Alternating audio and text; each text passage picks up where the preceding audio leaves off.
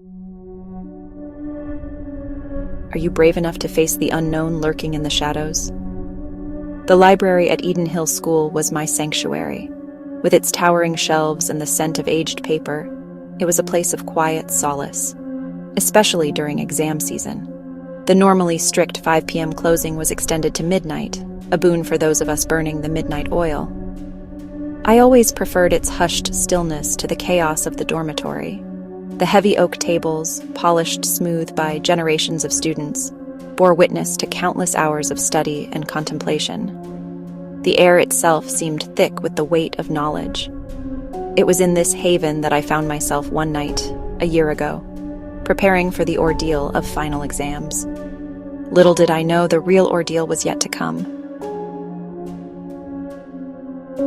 The clock on the wall ticked past 10 p.m., later than I usually stayed, but I had a mountain of material to cover. Most of the other students had left, their footsteps echoing briefly in the silence before fading away. I was alone, or so I thought. The only sounds were the scratching of my pen and the rustle of pages as I turned them. Outside, the wind howled, rattling the old windows in their frames. I shivered, pulling my sweater tighter around me. A sense of unease began to creep in, a prickling at the back of my neck. I tried to ignore it, focusing on my textbooks. But the feeling persisted, a growing disquiet that I couldn't shake off. It began subtly, a faint sound from the corridor outside the library doors. A slow, dragging, uneven sound. A limp. I paused in my writing, listening intently. The library was silent, but the sound continued, coming closer. It seemed to be approaching the entrance to the library. My heart pounded in my chest. I told myself it was nothing, just my imagination playing tricks on me in the quiet. But the sound grew louder, more distinct. There was no denying it now.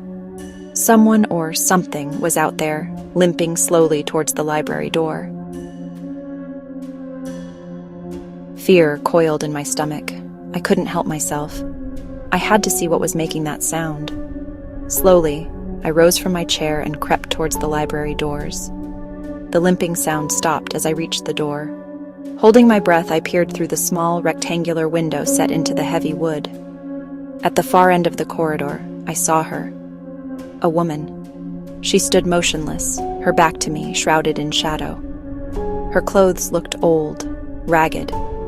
I couldn't make out her face, but I could feel her presence, heavy and oppressive. A wave of cold washed over me, despite the warmth of the library. I knew with a chilling certainty that I was not alone. Section 5. An empty street. Mustering a shaky voice, I called out, "Hello, is someone there?" The figure didn't respond. Instead, she vanished. One moment she was there, the next she was gone. I threw open the library doors and ran out into the corridor.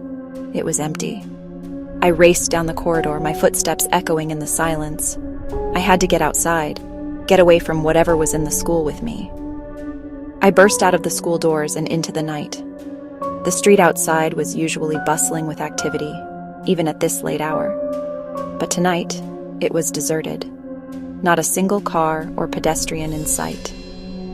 An unnatural silence hung in the air, broken only by the sound of my own ragged breathing. Section 6. Shadow and Apparition. A shadow stretched out from the side of the building, long and distorted in the light of the street lamps. I froze, my blood turning to ice. Slowly, I raised my eyes to meet the source of the shadow. Standing there, illuminated by the cold white light of the street lamp, was the woman from the corridor. Her face was ashen, her features twisted in a grotesque parody of grief. Her clothes were tattered and filthy, her hair matted and tangled. Her hands, gnarled and skeletal, reached out towards me, fingers contorted at unnatural angles. And then I saw her feet. Or rather, I saw where her feet should have been. They were twisted at an impossible angle. Her ankles bent backward, forcing her to walk with that same slow, dragging limp I had heard in the library. Section 7. The Scream. I stumbled back, my mind reeling. The woman advanced, her eyes burning into mine with a cold, hungry intensity. I wanted to scream, to run, but terror had me paralyzed. She was getting closer, her ragged breathing audible now, a chilling rasp that sent shivers down my spine. Then, just as suddenly as it began, everything went black. The last thing I remember is a piercing scream echoing through the night. My scream. Section 8. Agatha's story. I woke up in a daze, my head throbbing, my body racked with chills. I was lying on a couch, a blanket draped over me.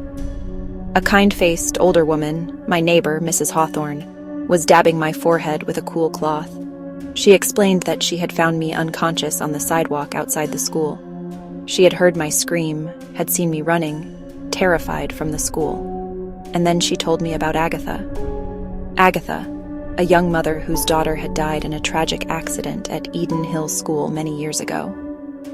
Agatha, driven mad with grief, who had taken her own life within the school walls, forever searching for her lost child. Agatha, whose tortured soul, it was said, still haunted the school grounds, her limping gait a chilling reminder of her tragic end.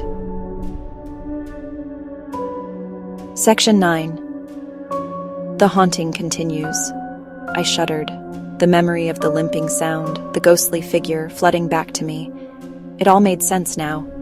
The empty street, the chilling apparition, the scream that had ripped from my throat. I had seen her. I had seen Agatha.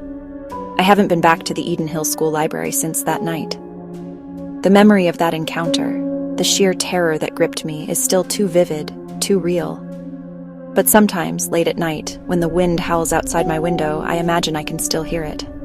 That slow, dragging, uneven sound. The limp. And I know with a bone-chilling certainty that Agatha is still there, roaming the halls of Eden Hill, forever searching, forever lost.